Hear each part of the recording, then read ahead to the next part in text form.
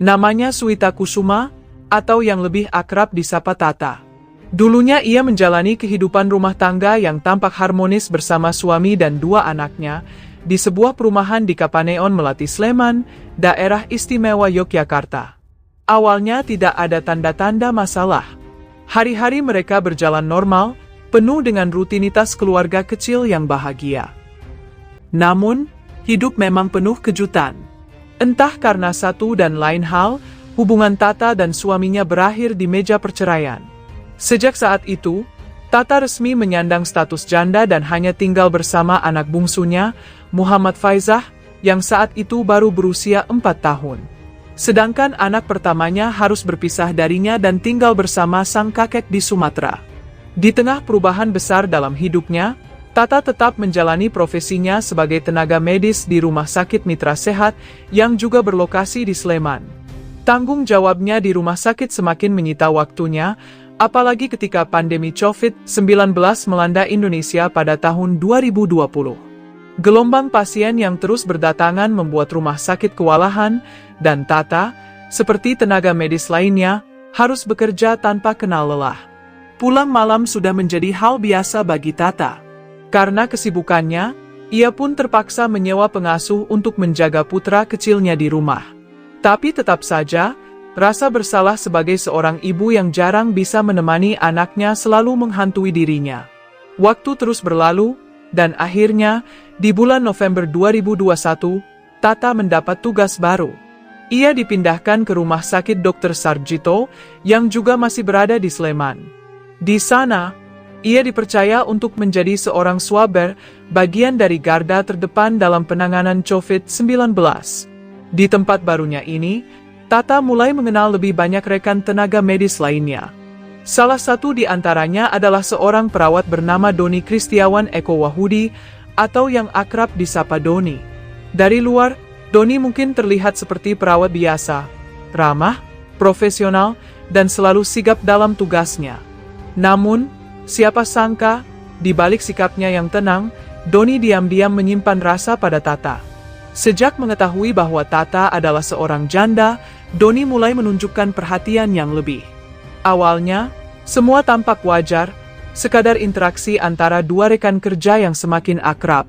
Tapi di balik semua itu, ada rahasia besar yang Doni sembunyikan. Doni mengaku sebagai duda. Seorang pria yang katanya telah menjalani hidup sendiri tanpa pasangan, seolah-olah ia dan Tata memiliki kesamaan nasib. Namun, faktanya jauh dari yang ia ceritakan. Di balik semua kebaikannya, Doni sebenarnya masih memiliki istri yang sah. Istrinya tinggal di Rembang, Jawa Tengah, sementara Doni yang bertugas di RSUD Dr. Sarjito memilih ngekos di daerah Jalan Kaliurang, Sleman. Dengan jarak sejauh itu, ia merasa aman untuk menjalankan skenario yang telah ia rancang. Tata, yang sama sekali tidak tahu kebenaran ini, semakin percaya dengan Doni. Hubungan mereka semakin erat, terutama setelah seminggu berkenalan lebih dalam. Tata bahkan mengundang Doni ke rumahnya untuk bertemu dengan anaknya, Faizah. Saat itu, Faizah masih berusia 4 tahun. Namun, disinilah letak kepiawaian Doni dalam memainkan perannya. Di depan Tata, ia menunjukkan sikap penuh perhatian dan kasih sayang kepada Faizah. Ia membelikan mainan, menggendongnya dengan penuh kelembutan, dan menunjukkan perhatian seolah-olah Faizah adalah anaknya sendiri. Tidak hanya itu, Doni juga mulai mengambil hati orang tua Tata yang sering datang dari Palembang ke Sleman. Sikap manisnya yang penuh perhatian membuat mereka berpikir bahwa Doni adalah sosok pria baik yang mungkin bisa menjadi masa depan bagi Tata. Namun, ada satu momen yang semakin menguatkan kepercayaan Tata pada Doni. Faizah mengalami speech delay, sebuah kondisi di mana anak mengalami keterlambatan dalam berbicara. Hal ini menjadi kekhawatiran besar bagi Tata sebagai seorang ibu tunggal. Di saat Tata merasa kebingungan, Doni dengan sigap menawarkan solusi. Faizah sebaiknya ikut terapi khusus di rumah sakit, biar perkembangannya lebih cepat, ujar Doni penuh perhatian.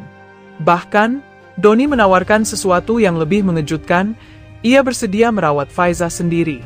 Dengan alasan agar proses terapi lebih mudah dipantau, Ia meyakinkan Tata bahwa menitipkan Faizah padanya adalah keputusan terbaik. Dan Tata ia sudah terlanjur percaya sepenuhnya. Setelah berbagai bujuk rayu dan janji manis, Tata akhirnya setuju. Faizah pun dibawa oleh Doni untuk tinggal di kosannya. Awalnya, semuanya tampak baik-baik saja. Faizah menjalani terapi dengan rutin, dan Tata semakin merasa bahwa Doni adalah pria yang benar-benar peduli pada dirinya dan anaknya. Bukan hanya itu, hubungan mereka semakin erat. Rasa suka yang awalnya samar, kini berkembang menjadi sesuatu yang lebih serius. Dan puncaknya, di bulan Desember 2021, mereka bertunangan. Saat itu, Tata merasa kehidupannya mulai menemukan harapan baru. Namun, kebahagiaan itu tak berlangsung lama. Tak lama setelah pertunangan, Doni menerima kabar bahwa ia dipindah tugaskan ke Rumah Sakit Bina Sakti Husada di Rembang, Jawa Tengah, kota asalnya, tempat di mana sebenarnya ia sudah memiliki istri yang menunggunya di rumah. Disinilah manipulasi Doni semakin dalam. Doni kembali menawarkan sesuatu yang terdengar seperti solusi sempurna.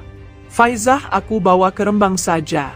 Terapinya bisa tetap berjalan, dan aku bisa tetap memantau perkembangannya lebih dekat, ujarnya dengan nada meyakinkan. Tata ragu. Bagaimana mungkin ia jauh dari anaknya? Tetapi, di sisi lain, ia ingin yang terbaik untuk Faizah. Ia melihat Doni sebagai seseorang yang bisa dipercaya. Seseorang yang selama ini begitu peduli dan perhatian pada Faizah. Setelah banyak pertimbangan dan dengan hati berat, Tata akhirnya menyetujui rencana tersebut. Pada tanggal 12 Desember 2021, Doni membawa Faizah ke Rembang. Namun, bukan ke kos-kosan atau tempat penitipan anak, melainkan ke rumahnya sendiri, tempat di mana istrinya tinggal. Tentu saja, istrinya kaget melihat kehadiran seorang anak kecil yang tiba-tiba dibawa pulang oleh suaminya. "Siapa ini?" tanya sang istri dengan bingung. Doni, yang memang sudah piawai dalam menutupi kebohongan, langsung memiliki jawaban yang terdengar masuk akal. "Ini cucu pasien di rumah sakit. Kasihan, orang tuanya sedang ada urusan, jadi sementara aku titip di sini," jawabnya dengan nada meyakinkan. Istrinya masih merasa aneh. Tidak biasanya seorang tenaga medis membawa pulang anak pasien ke rumahnya sendiri. Namun, dengan alasan yang terus diulang-ulang oleh Doni, akhirnya istrinya memaklumi dan mengizinkan Faizah tinggal di sana. Sementara itu, Tata dan keluarganya, yang tidak tahu apa-apa, justru semakin percaya pada Doni. Sebagai bentuk terima kasih dan agar tidak merepotkan, mereka bahkan mengirimkan uang sebesar 3 juta rupiah serta sembako untuk membantu Doni selama Faizah berada dalam pengasuhannya. Semua tampak berjalan lancar. Tata berpikir bahwa ini adalah keputusan yang tepat. Faizah tetap mendapatkan terapi, Doni tetap menjaga anaknya, dan semuanya terlihat aman. Namun, disinilah semuanya mulai berubah. Beberapa hari setelah tinggal di rumah Doni, keadaan mulai berubah. Faizah, yang masih kecil dan belum sepenuhnya bisa mengontrol kebiasaannya, mulai menunjukkan tingkah laku yang menurut Doni nakal. Awalnya, Doni hanya merasa kesal. Namun, seiring waktu, kesabarannya mulai habis. Suatu hari, ketika Faizah tak sengaja buang air kecil di ruang tamu, Doni yang awalnya hanya menggerutu kini meledak dalam kemarahan. "Dasar anak nakal," bentaknya keras. Tak hanya berteriak, Doni juga mengangkat tangannya dan memukul Faizah. Tamparan keras mendarat di tubuh kecilnya. Tangisan pun pecah. Saat itu, istrinya yang melihat kejadian ini segera menghampiri dan berusaha melindungi Faizah. Ia tahu betul bagaimana temperamen suaminya, tapi ia tak bisa tinggal diam melihat seorang anak kecil dianiaya seperti itu. Namun, upayanya untuk melindungi Faizah justru membuat keadaan semakin buruk. Doni, yang merasa istrinya ikut campur, justru semakin beringas. Dengan penuh emosi, ia mengangkat kakinya dan mencoba menendang Faizah sekuat tenaga. Namun tendangan itu meleset. Sang istri, yang dengan refleks melindungi Faizah, justru menjadi sasaran tendangan brutal Doni. Tubuhnya terpental keras, jatuh ke lantai dengan rasa sakit yang menusuk. Ia terdiam, bukan hanya karena sakit fisik, tapi juga karena ketakutan yang luar biasa. Doni menatapnya dengan tatapan tajam. "Jangan ikut campur urusanku," bentaknya. Sang istri hanya bisa diam, menahan air mata dan ketakutannya. Ia tahu suaminya bukan orang yang bisa dia lawan. Namun, kejadian ini baru permulaan dari mimpi buruk yang lebih mengerikan. Beberapa hari kemudian, kemarahan Doni kembali meledak. Kali ini, penyebabnya adalah sesuatu yang lebih sepele. Faizah buang air kecil di dalam cucian yang ada di kamar mandi. Doni, yang sudah kehilangan kesabaran, mengamuk lebih parah dari sebelumnya. Dengan wajah merah padam, ia menyeret Faizah ke kamar mandi. "Anak nggak tahu diri," teriaknya sambil memegang tubuh kecil Faizah dengan kasar. Lalu, hal yang mengerikan pun terjadi. Dalam kemarahannya, Doni menarik area kemaluan Faizah dengan sekuat tenaga. Tangisan histeris segera pecah. Faizah meronta kesakitan. Darah segar pun mengalir. Organ tubuh kecil itu robek, sebuah kesalahan besar telah terjadi. Saat melihat darah yang keluar, Doni terdiam sejenak. Wajahnya yang penuh amarah kini berubah menjadi kepanikan. Ia sadar, tindakannya telah melampaui batas. Dengan tergesa-gesa, ia mencoba membersihkan dan mengobati luka Faizah di kamar mandi. Namun, rasa sakit yang diderita anak kecil itu terlalu besar. Sepanjang hari, Faizah terus menangis. Suaranya semakin lemah. Hingga malam tiba, keadaannya semakin memburuk. Luka itu tidak kunjung membaik, justru semakin parah. Akhirnya, Doni tak punya pilihan lain. Dengan wajah panik, ia segera mengambil mobil istrinya dan membawa Faizah ke rumah sakit tempat ia bekerja. Namun, saat tiba di rumah sakit, para dokter dan perawat langsung terkejut melihat luka yang diderita Faizah. Salah satu dokter menatap Doni dengan curiga. "Apa yang sebenarnya terjadi?" tanyanya dengan nada tajam. "Faizah jatuh di kamar mandi," jawabnya berusaha terdengar meyakinkan. Dokter memang ragu, tetapi karena tidak ada bukti kuat, mereka akhirnya menerima alasan Doni. Faizah pun menjalani rawat inap. Selama 3 hari di rumah sakit, kondisi Faizah perlahan membaik. Namun, setelah diperbolehkan pulang, dokter memberi satu syarat, yaitu Faizah harus rutin kontrol untuk memastikan lukanya benar-benar sembuh. Namun, Doni punya rencana lain. Alih-alih membawa Faizah kembali ke rumah sakit, ia justru melupakan semua perintah dokter. Baginya anak ini hanya beban. Tak butuh waktu lama sebelum Doni kembali kehilangan kesabaran. Saat Faizah kembali buang air sembarangan, kemarahan Doni meledak lebih dahsyat dari sebelumnya. Tanpa berpikir panjang, ia langsung menghajar anak kecil itu dengan sapu. Sabetan demi sabetan menghantam tubuh kecil Faizah. Kakinya membiru, memar memenuhi sekujur tubuhnya. Namun kemarahan Doni belum reda. Dengan brutal ia menyeret Faizah ke kamar mandi. Kepala kecil itu dibenturkan ke dinding. Tangisan Faizah memenuhi ruangan, namun Doni tak peduli. Setelah puas melampiaskan emosinya, Doni mengurung Faizah di kamar mandi. "Biar tahu rasa jangan keluar sampai besok," bentaknya sebelum menutup pintu. Dan di sanalah Faizah terkurung, sendirian, dalam gelap, tanpa makanan atau air sepanjang hari. Sementara itu, Doni pergi bekerja di rumah sakit, berpura-pura sebagai perawat yang penuh perhatian, seolah-olah tidak ada yang terjadi di balik pintu rumahnya. Sang istri yang juga sibuk bekerja sebagai guru, tidak tahu apa-apa. Faizah dibiarkan sendiri, terjebak dalam penderitaan yang tak terbayangkan. Hingga akhirnya, jam menunjukkan pukul 8 malam. Doni pulang ke rumah dan membuka pintu kamar mandi. Di dalam Faizah sudah dalam keadaan lemah, tubuhnya menggigil. Namun, bukannya menyesal, Doni justru memberikan hukuman lain. Tidur di dapur di atas keset, bentaknya. Malam itu, Faizah terpaksa tidur di lantai dapur yang dingin, hanya beralaskan keset kecil. Dan keesokan harinya hukuman kembali berulang. Sebelum berangkat kerja, Doni mengurung Faizah di kamar mandi lagi. Namun di hari kedua, saat Doni pulang dan membuka pintu kamar mandi, ia terkejut. Faizah terbaring lemas di lantai. Perutnya membesar, keras seperti batu. Doni pun mulai panik. Tanpa berpikir panjang, ia hanya memberikan obat seadanya. tanpa benar-benar peduli apakah itu akan menyembuhkan Faizah atau tidak.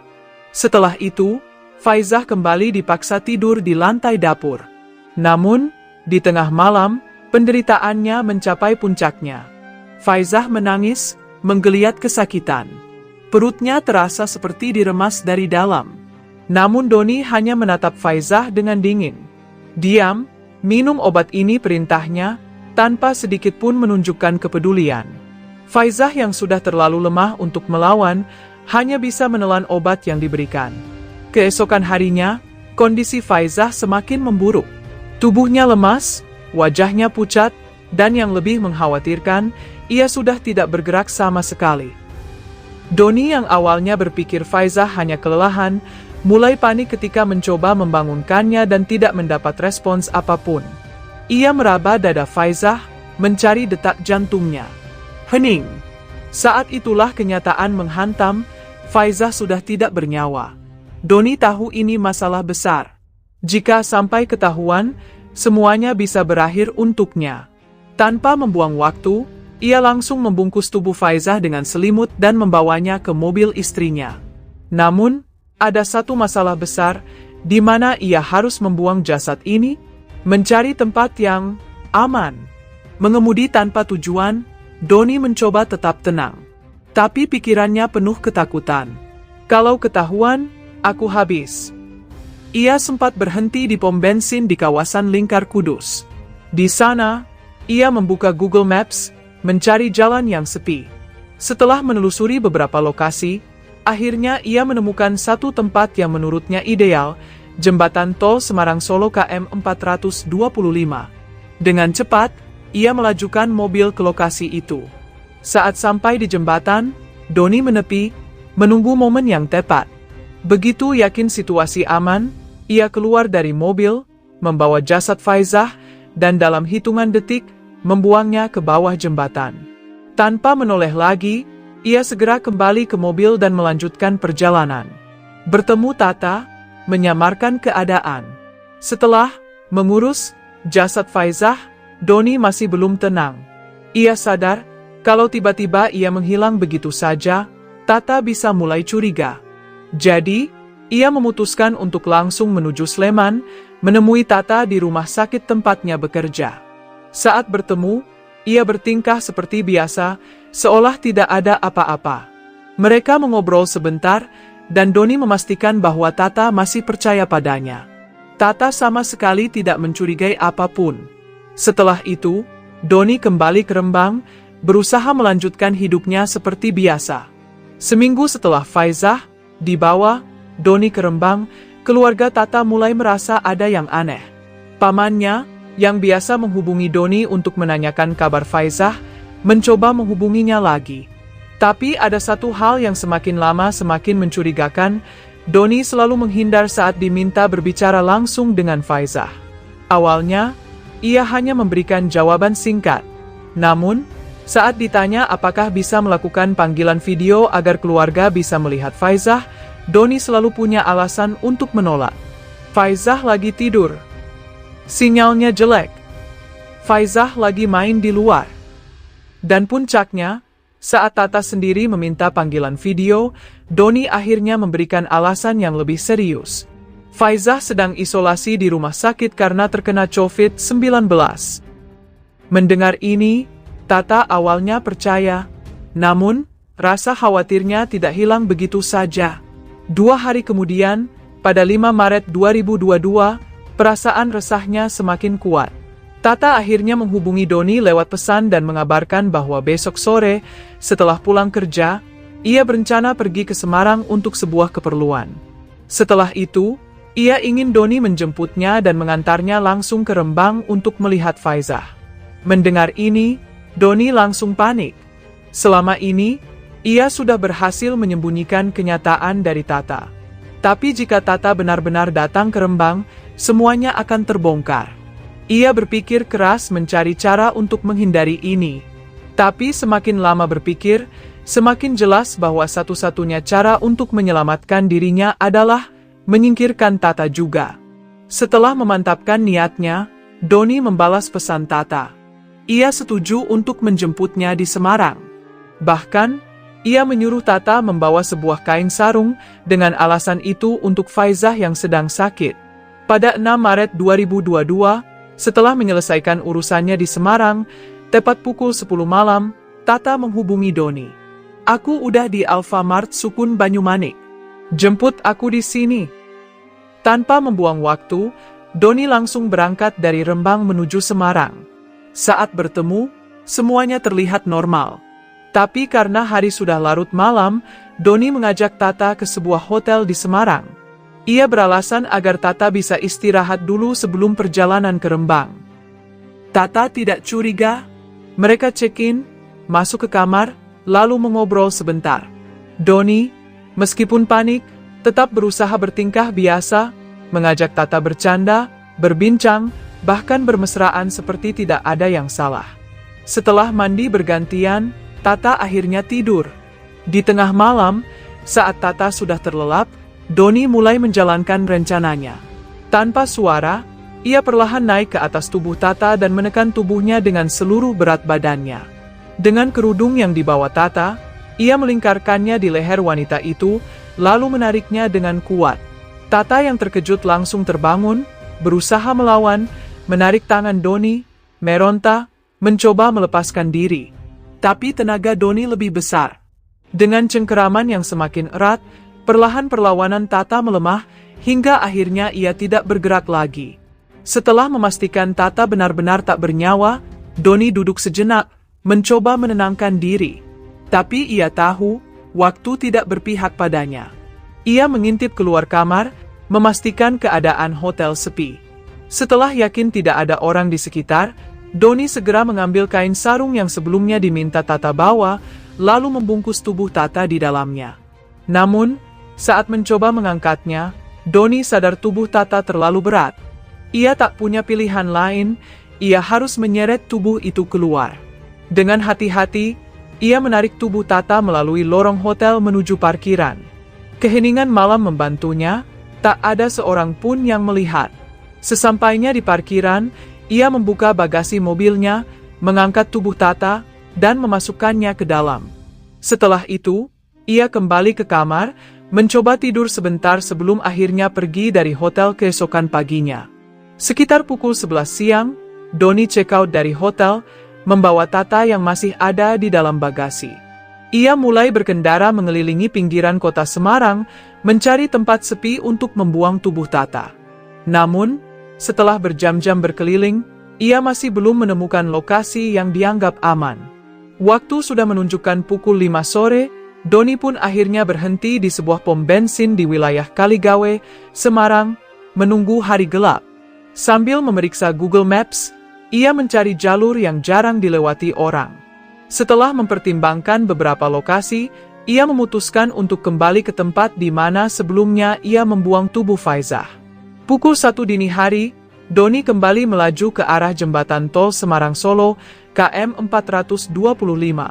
Sesampainya di sana, ia menepi di bahu jalan, memastikan situasi aman, lalu mengangkat tubuh Tata keluar dari bagasi dan menjatuhkannya ke bawah jembatan. Setelah memastikan semuanya selesai, Doni menutup bagasi, masuk kembali ke mobil, dan berkendara pulang ke Rembang. Keesokan harinya, keluarga Tata mulai khawatir. Tata menghilang, tidak bisa dihubungi, dan tidak ada kabar sama sekali. Pamannya mencoba menghubungi Doni untuk menanyakan keberadaan Tata, namun Doni tidak menjawab panggilan. Hal ini semakin memperkuat kecurigaan keluarga bahwa ada sesuatu yang tidak beres. Doni mungkin menyembunyikan sesuatu. Dan saat mereka menyadari bahwa baik Tata maupun Faizah tak kunjung memberi kabar, mereka tahu ada yang salah.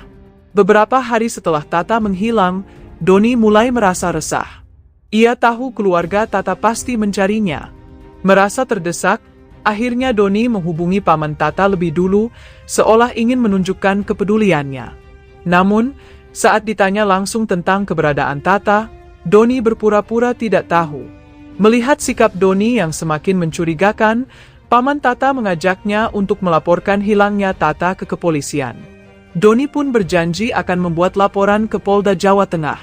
Namun, kenyataannya Doni tidak pernah benar-benar pergi ke Polda.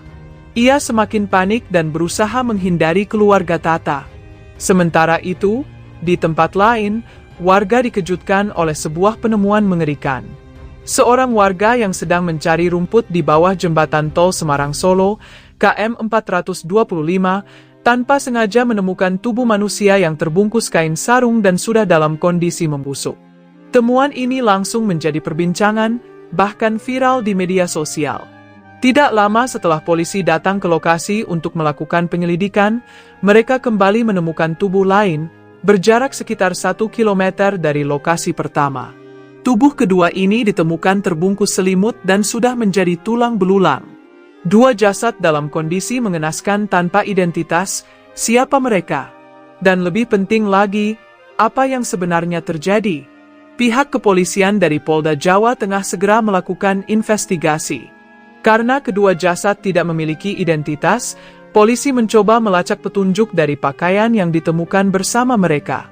Di sisi lain, keluarga Tata yang sudah mendengar berita penemuan jasad tersebut mulai merasa ada yang tidak beres. Mereka segera melaporkan ke polisi bahwa Tata juga sedang dicari karena menghilang secara misterius. Polisi pun segera mencocokkan data, dan setelah penyelidikan lebih lanjut, terungkap bahwa kedua jasad yang ditemukan adalah Tata dan Faizah. Kabar ini membuat keluarga Tata semakin curiga terhadap Doni. Bagaimana tidak? Doni adalah orang terakhir yang bersama Tata, dan sebelumnya ia juga mengasuh Faizah. Pada 16 Maret 2022, keluarga Tata akhirnya melaporkan kecurigaan mereka terhadap Doni ke pihak kepolisian. Mereka yakin bahwa Doni terlibat dalam hilangnya Tata dan Faizah, terutama setelah dua jasad ditemukan di bawah jembatan tol. Di hari yang sama, Doni sedang bekerja di rumah sakit saat berita itu tersebar luas. Begitu melihat laporan bahwa polisi telah menemukan identitas kedua korban, ia langsung panik. Ia tahu penyelidikan akan mengarah padanya. Dalam keadaan takut dan bingung, Doni buru-buru pulang ke rumah. Istrinya yang melihatnya panik mulai curiga, tapi Doni hanya diam dan berpikir keras mencari jalan keluar. Salah satu hal yang terlintas di pikirannya adalah laporan yang sebelumnya diminta Paman Tata. Laporan palsu tentang hilangnya Tata yang seharusnya dibuat di Polda Jawa Tengah. Karena merasa ini bisa menjadi alasan untuk menutupi kejahatannya, Doni akhirnya memutuskan pergi ke Polda Jawa Tengah dengan motor. Namun, saat tiba di Polda, ia justru dihadapkan pada kejutan besar. Polisi baru saja menerima laporan dari keluarga Tata yang mencurigainya sebagai pelaku. Tanpa banyak basa-basi, polisi langsung menangkap Doni dan membawanya untuk diinterogasi. Doni tidak bisa lagi menghindar. Setelah interogasi berlangsung, kebohongannya mulai runtuh. Tidak butuh waktu lama sebelum akhirnya ia mengakui semuanya, bahwa ia telah menghabisi Tata untuk menutupi kejahatannya terhadap Faizah. Ia juga mengaku membuang tubuh keduanya di lokasi yang sama di bawah jembatan tol Semarang-Solo. Setelah semua bukti mengarah padanya dan pengakuannya dicatat, Doni pun diadili di Pengadilan Negeri Semarang. Pada 26 Oktober 2022, hakim menjatuhkan hukuman penjara seumur hidup untuknya. Sementara itu, jenazah Tata dan Faizah dimakamkan oleh keluarga di Sleman. Sebagai bentuk penghormatan terakhir, keduanya dimakamkan dalam satu liang yang sama. Tangis keluarga pecah saat pemakaman berlangsung, terutama karena apa yang terjadi pada Faizah begitu kejam dan tidak manusiawi. Banyak yang merasa hukuman seumur hidup tidak cukup untuk Doni, mengingat kebrutalan kejahatannya. Namun, keadilan tidak berhenti di pengadilan. Hukuman sosial dan balasan di dalam penjara mungkin menantinya. Kasus ini menjadi pengingat betapa pentingnya kewaspadaan dalam mempercayakan anak kepada orang lain. Semoga tidak ada lagi kasus serupa di masa depan, dan semoga Tata serta Faizah mendapatkan tempat terbaik di sisinya. Terima kasih telah menonton dan sampai jumpa di ceritaku selanjutnya.